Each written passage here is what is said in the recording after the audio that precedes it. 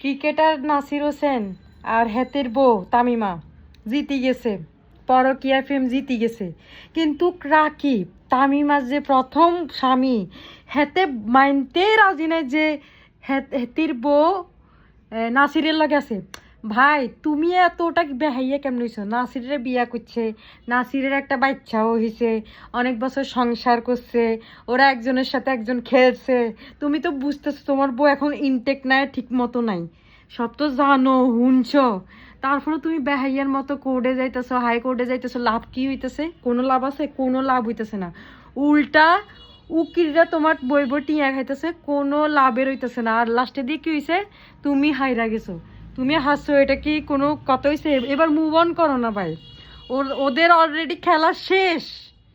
ওরা দুজন দুজনকে ভালোবাসে, সুখে আছে। এবার তুমি ছাড়ি দাও। বুঝছি হেতি ফরকিয়া করছে, তোমাকে রাখি ফেম করছে, বিয়া করছে।